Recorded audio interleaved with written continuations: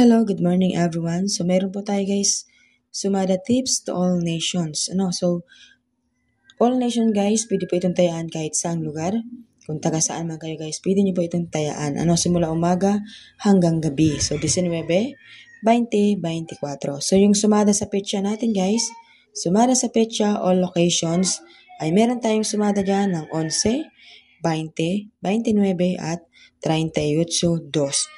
So yan po ang pwede nyo tayaan simula umaga hanggang gabi sa sumada sa petsa all locations. Okay?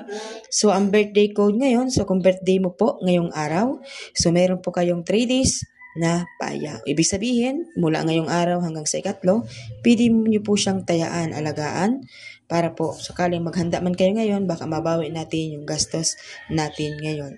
So yun po ang ating sumada tips at sumada sa petsa at birthday code. Good luck sa inyo lahat guys. Please like and share. God bless.